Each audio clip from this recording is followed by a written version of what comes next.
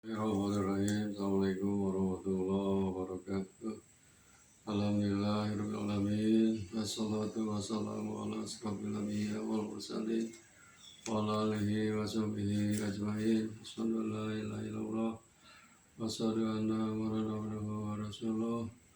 Allahumma shalli ala Muhammad wa ala ali Muhammad. Wa shallaita ala Ibrahim wa ala ali Ibrahim wa barik ala Muhammad wa ala ali Muhammad. Kama baraka ala Ibrahim wa ala ali Ibrahim fil alamin innaka Hamidum Majid. Ya ayyuhalladzina ittaqullaha haqqa tuqatih wa la tamutunna illa wa antum muslimun. Wa qala Allah ta'ala fil Qur'anil Karim, a'udzu billahi minasy syaithanir rajim. Bismillahirrahmanirrahim. Innama ya'muru masajidallahi man amana billahi wal yaumil akhiri wa aqama sholata wa ata zakata wa lam yahsa illallah wa asa ulaika takunu minal muhtadin. Sadaqallahul adzim. Saudara-saudaraku yang dirahmati Allah SWT, syukur alhamdulillah atas inayah, hidayah dan taufik Allah SWT. Pada saat ini kita masih diberi kesehatan, diberi nikmat jasmani dan nikmat rohani dan juga nikmat umur. Mudah-mudahan kita semua ini bisa menjadi hamba yang pandai bersyukur kepada Allah SWT. Amin ya Allah ya Rabbal alamin. Salawat serta salam mudah-mudahan dilimpahkan kepada Junjungan alam Habibana Nabi Muhammad SAW, juga kepada keluarganya, para sahabatnya, dan tidak lupa kepada kita sebagai umatnya. Amin ya Allah ya Rabbal alamin. Hadirin rahimakumullah, pada mukadimah tadi saya bacakan ayat suci Al-Quran, yaitu surat At-Taubah ayat 18. A'udzubillahi minasyaitonirrajim. Bismillahirrahmanirrahim. Innama ya'muru masajidallahi, hanyalah yang memakmurkan masjid-masjid Allah itu ialah man amana billahi wal yaumil akhiri, orang-orang yang beriman kepada Allah dan kepada hari akhir atau hari kiamat. Wa aqama sholata wa ata zakata, dan orang yang mendirikan sholat dan suka menunaikan zakat. Walam yahsa illallah, dan mereka tidak takut kecuali takut oleh Allah Subhanahu wa taala.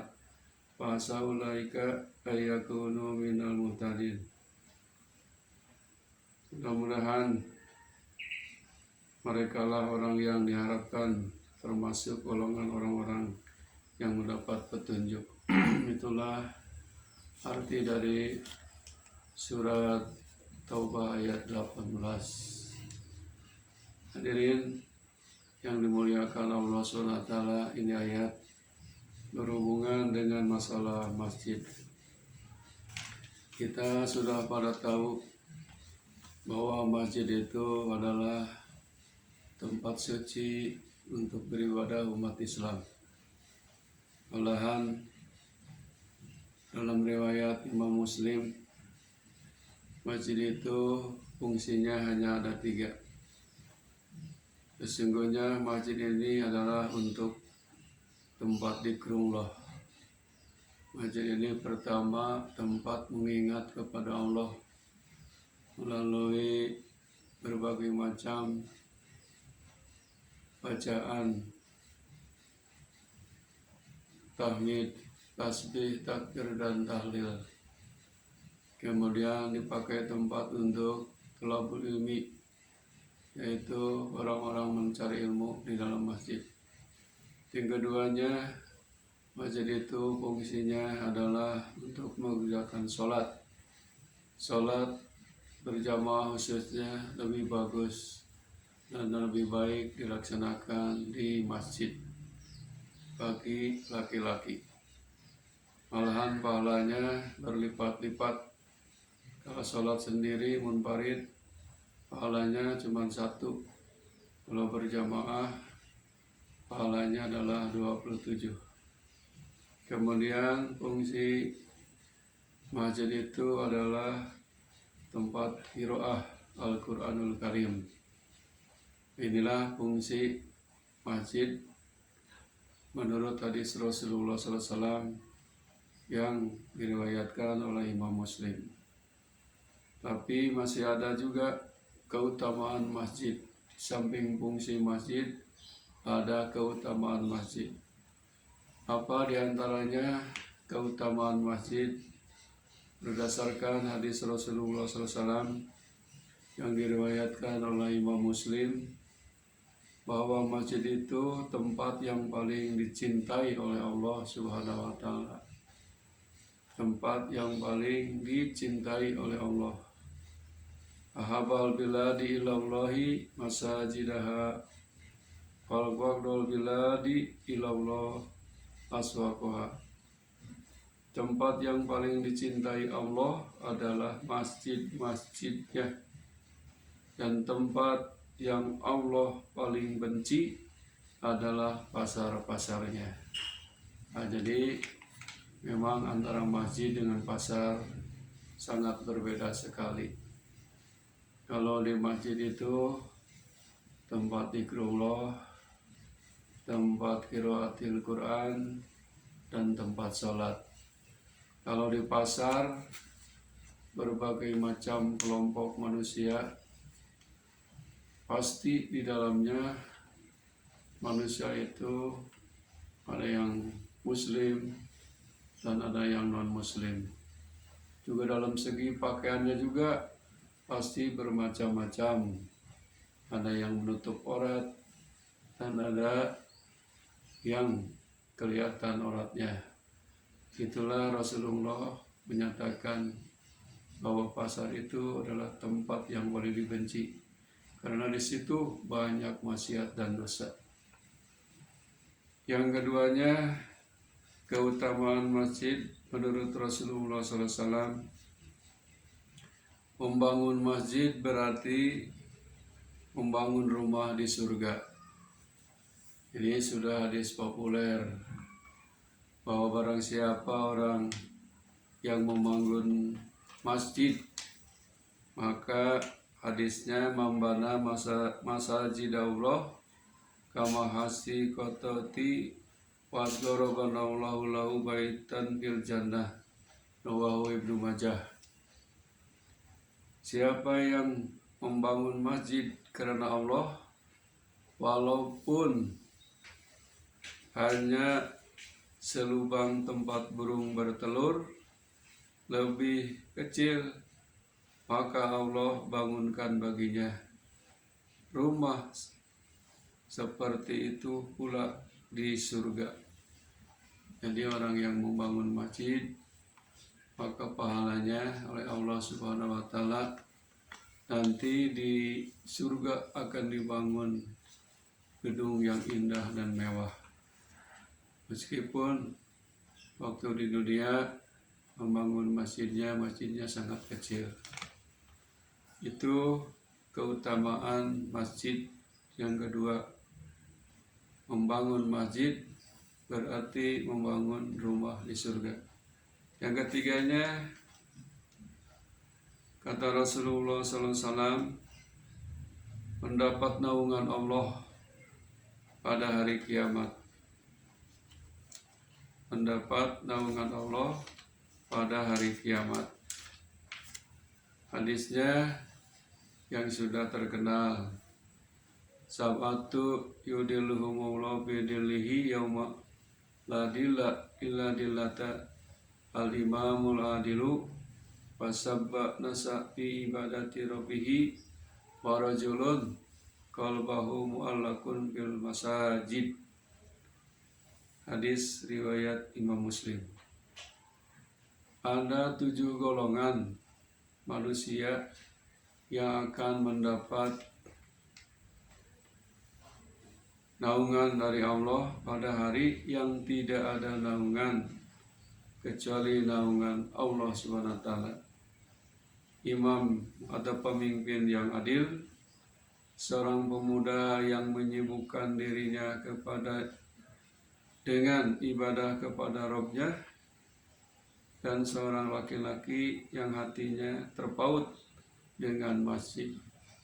Mungkin bisa disebutkan di sini generasi muda yang cinta masjid.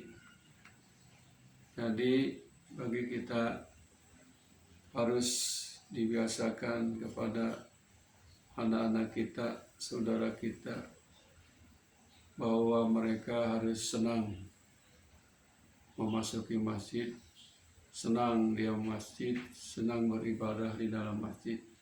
Sebab nanti di yaumul qiyamah tidak ada naungan kecuali naungan dari Allah, khusus tadi yang 7, diantaranya laki-laki yang selalu terpaut hatinya dengan masjid. Keutamaan yang keempat, masalah masjid, kata Rasulullah SAW, berlipat-lipat pahala.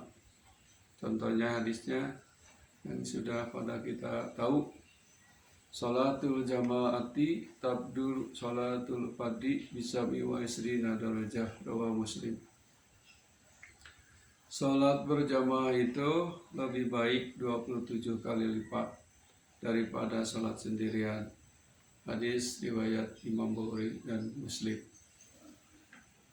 Jadi ibadah salat di masjid secara berjamaah pahalanya berlipat-lipat, yaitu 27 lipat, 27 derajat. Kalau sholat sendirian 1 itu juga belum tentu. Jadi marilah kita biasakan sholat berjamaah di masjid. Keutamaan masjid yang kelima menurut Rasul adalah masjid itu merupakan rumahnya setiap mukmin. Berdasarkan hadis Rasulullah SAW, kalau Nabi SAW, al-masjidu baitu kulli mukminin. Nabi bersabda, masjid adalah rumahnya setiap mukmin. Jadi orang mukmin itu selain punya rumah pribadi, ada juga rumah Allah, atau yang disebut masjid, tempat bersujud, tempat beribadah. Jadi yang membedakan orang mukmin dengan orang non mukmin, lihat saja kalau mereka suka ada di dalam masjid melaksanakan ibadah, berarti dia mukmin. Kalau ada orang yang tidak ada di dalam masjid, tidak masuk ke masjid, tidak ibadah di masjid, berarti itu non muslim. Yang keenamnya, keutamaan masjid itu menurut Rasulullah SAW, sholat di masjid adalah tandanya orang mukmin. Qala Nabi SAW, idza ra'aytumur rajula ala jimal masjidi fashadu lahu bil imani, rawahu Ahmad. Nabi bersabda, jika kalian melihat seseorang yang konsisten terus-terusan dengan masjid, maka bersaksilah kepadanya dengan keimanan. Jadi ini masjid adalah merupakan tanda orang mukmin. Orang itu beriman, berarti mereka selalu dekat dengan masjid, selalu beribadah di dalam masjid. Makanya kita harus menyaksikan, misalkan di antara kita ada yang meninggal, biasanya oleh imam suka ditanya, apakah ini almarhum jamaah masjid? Bukan. Jawaban jamaah biasanya iya. Karena itu memang dia sering berjamaah di dalam masjid.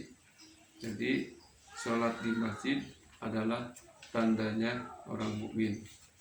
Hadirin rahimakumullah, itulah keutamaan masjid yang ke-6. Keutamaan masjid yang ke-7 berdasarkan sabda Rasulullah SAW, akan didoakan oleh para malaikat. Didoakan malaikat. Faqala Rasulullah SAW, man basatu hasiron fil masjidi lam tajalil malaikatu tastaghfiru lahu madalikal hasiru fil masjidi. Yang artinya Rasul bersabda, siapa yang menembangkan, yang membentangkan tikar di dalam masjid, maka malaikat akan selalu memintakan ampunan untuknya selama tikar itu di masjid. Alhamdulillah ya, di antara kita ada yang suka wakaf sajadah, tikar, karpet, dan lain sebagainya. Selama itu masih terbentang, selama itu masih dipakai di dalam masjid, maka malaikat kepada orang yang wakaf didoakan oleh malaikat memintakan ampun selama tikar itu masih ada dalam masjid. Alhamdulillah. Makanya kita berwakaflah dengan tikar, sajadah atau karpet untuk ibadah di dalam masjid. Itulah orang yang itu tadi didoakan oleh malaikat. Doa malaikat itu makbul, pasti akan dijabah oleh Allah SWT. Keutamaan masjid yang ke-8 menurut Rasulullah SAW, menunggu sholat di masjid seperti ribat. Hadisnya yang berbunyi, ala adullakum ala ma yumhullah bihilotaya wa yarfa'u bidarajat. Qalu wala ya Rasulullah, qal isba'ul wudu'i alal makarihi wa kasratul khata' ilal masjidi wa antidarus sholati ba'da sholat pada likumur ribat. Artinya, tidakkah kamu mau aku tunjukkan apa yang dengannya Allah menghapus dosa-dosa dan mengangkat derajat, yaitu menyempurnakan wudhu dalam keadaan yang berat, memperbanyak langkah ke masjid, dan menanti sholat setelah sholat. Itulah penjagaan sesungguhnya. Nah, jadi di dalam masjid itu kita sudah sholat fardu, menunggu lagi sholat fardu yang lain. Katakanlah kita sudah berjamaah sholat maghrib, selesai itu beri doa dan badiah, kemudian kita beri lagi sambil menunggu sholat isya. Selama itu maka kata Rasulullah SAW, maka orang itu akan dihapus dosa-dosa dan diangkat derajatnya oleh Allah Subhanahu wa Ta'ala. Marilah kita laksanakan anjuran Rasulullah ini. Kalau kita setelah selesai sholat, khususnya ini dalam sholat maghrib, jangan langsung pulang, maka wiridan dulu, kemudian badiah. Kalau bisa usahakan kita ini harus menunggu sholat isya sampai datang lagi. Insya Allah dosa-dosa kita akan diampuni oleh Allah Subhanahu wa Ta'ala. Keutamaan masjid yang ke-9, kata Rasulullah SAW, qala Rasulullah SAW, idza dakhala ahadukumul masjidi fala yajlis hatta yusalli rak'atain. Di mana kita memasuki masjid itu harus sholat sunnah yang namanya sholat tahiyatul masjid. Kata Rasulullah, apabila di antara kalian seseorang masuk ke masjid, jangan langsung duduk, maka sholatlah 2 rakaat. Namanya sholat tahiyatul masjid, menghormati masjid, baru bisa duduk. Itu penghormatan, keutamaan. Kalau kita masuk masjid Pertama, melangkahkan kaki kanan dulu dengan membaca kalimat atau doa Allahumma qfirli dunubi wabtahli abwaaba rahmatika. Terus sholat 2 rakaat. Kalau keluar, doanya Allahumma inni as'aluka min fadlika, sambil melangkahkan kaki kiri dulu.